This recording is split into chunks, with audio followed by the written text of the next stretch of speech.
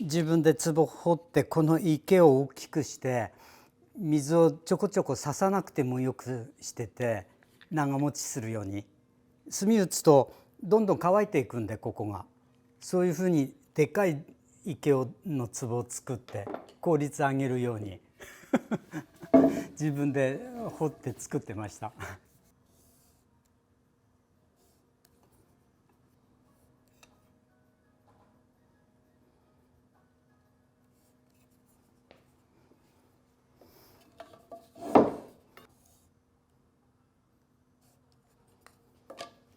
炭刺しっていうのを作ってより細い炭が引けるように炭刺しをすごく細くしてなおかつ今度刺し金の寸法を出すのを正確にっていうことをやっていかないといっぱいついでいくと長さがずれてしまうんでいっぱいついでも長さずれないようにとか。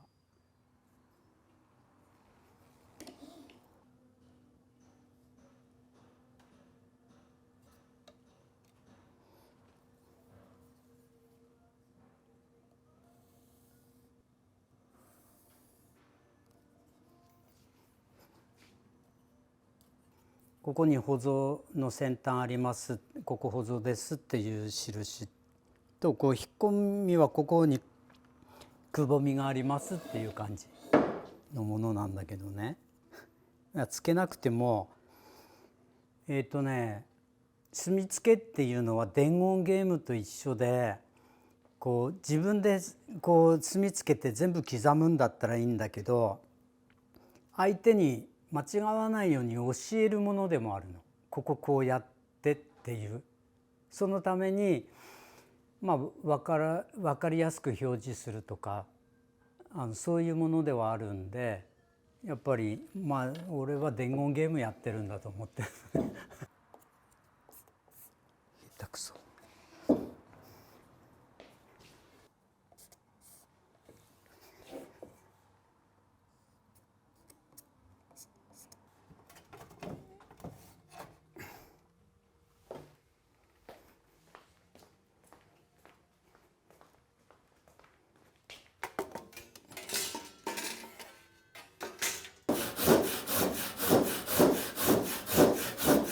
ノコが厚くて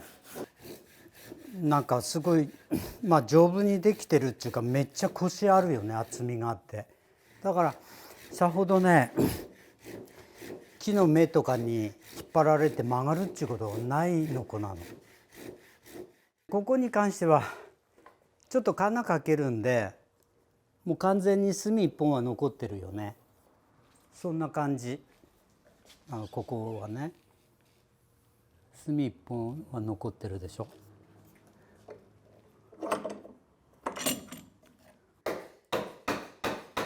なんで幅広ののみ使うようになったかっていうのは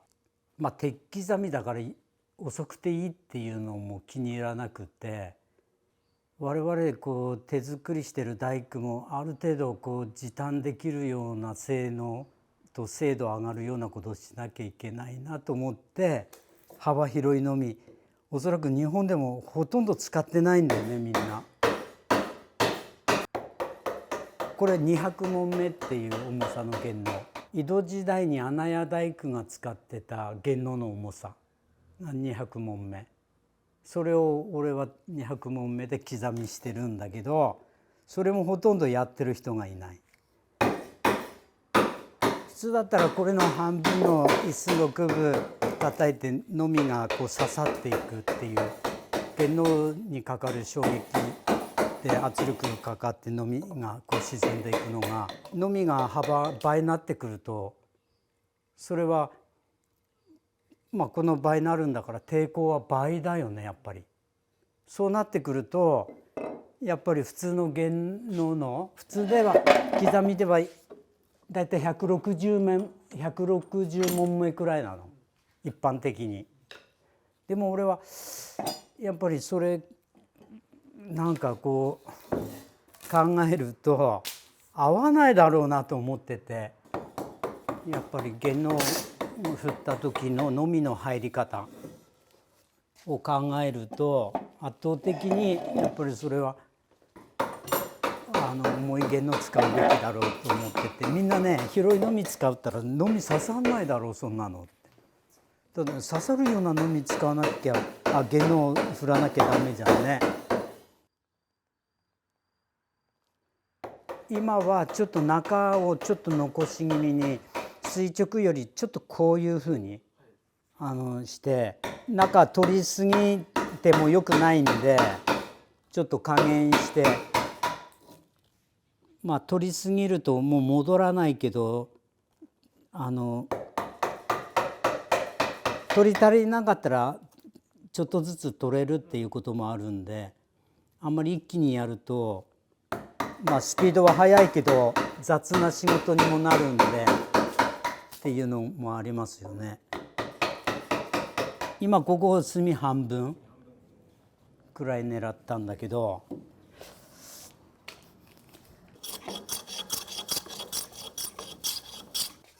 ここは厚削りだな。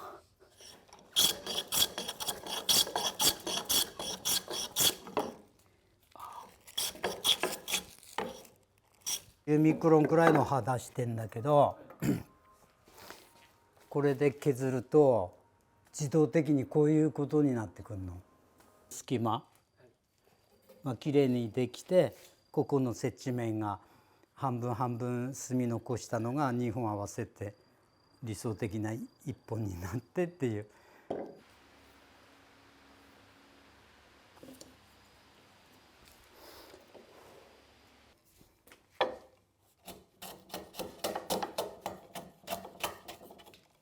こういくとまだ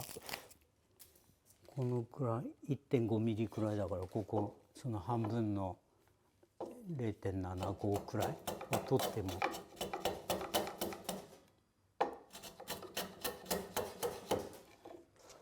ちょっとだけ引っ込んでてもいいよね。別に中高かったら入らないから。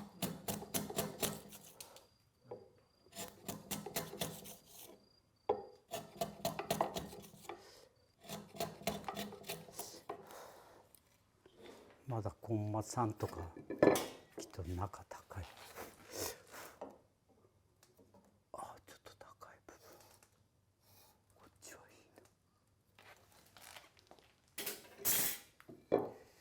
いいな。こういう時に幅広いので精度を出して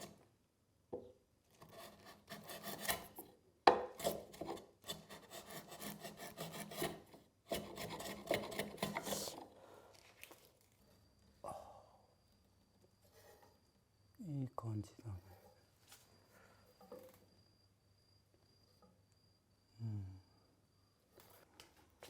ねじれとかが出やすいこうくねくねするんでそうするとこれはもう2回でいってこの平面がここでこういくとねじれが一切ないこっちもない。これで4面やるとほとんどここにはねじれないんでものすごく精度が高いよねこういうのでやると。で時間も早い。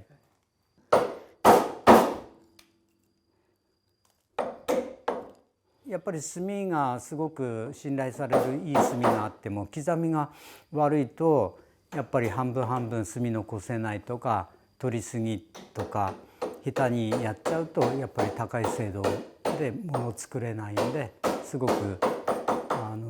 つけた墨を信頼持って半分ずつで長さ的には半分ずつのものを作って初めて足して1本になって総長さがずれないようにっていうことはやっぱりすごく昔からそういうのをね気をつけてみんな大工さんって作ってますよね。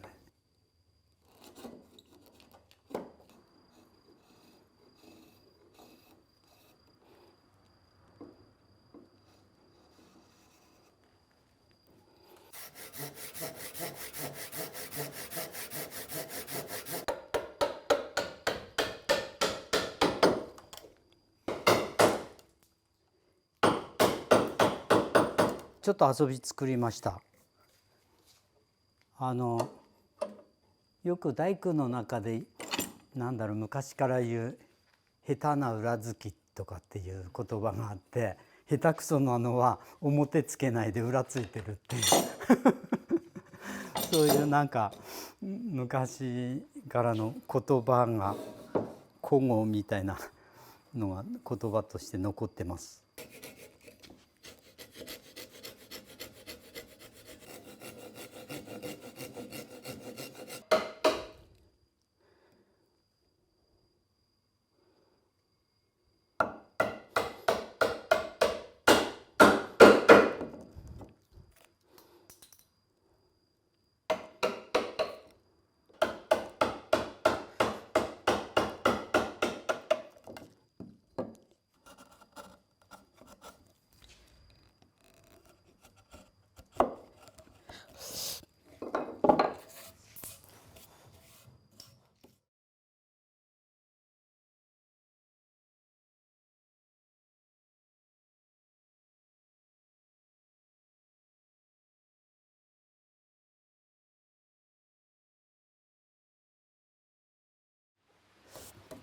ちょっと硬かった。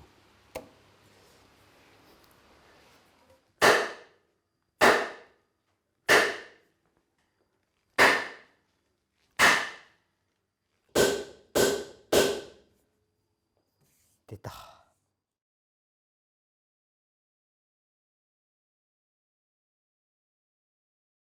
墨が通るようにまっすぐになんなきゃいけないんで、ジョイント作ってジョイントで曲がるようではダメで、そこはやっぱりすごいまっすぐになるように。置きと目きがやっぱりちゃんと作られてないと寄ったりするんで、ちょっと片側寄っちゃうとくの字になったりするんで、そうならないように。最初から保存とかも今回はやらなかったんですけども、穴掘って土台に穴掘って保存なんかもどの部分をきつくするときついけど入ってその後に変化少ないかって、まあ土台のと柱の接合部の保存に関しても一個一個の強度が家全体の地震来た時の揺れにつながるんで、そこもちゃんと緩んでもこうちゃんと経年変化でちょっと縮まっても緩くならないようにとかっていうことはやっぱりノウハウを持ってるんで、そういうふうには作ってて、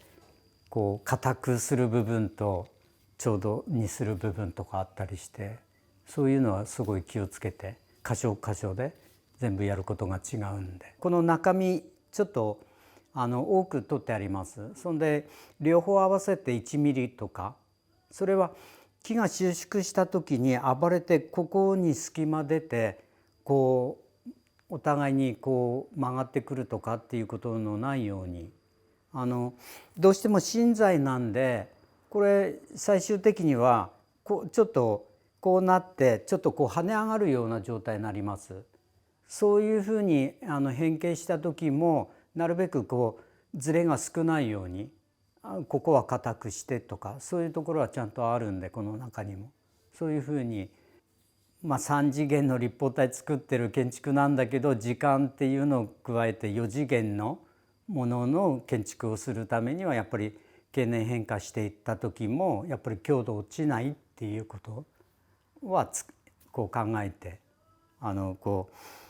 う盗むとこは盗んで、やっぱり隅半分のところは半分で組んで初めて1本とかっていう、そうすごい緻密な作業ってありますよね。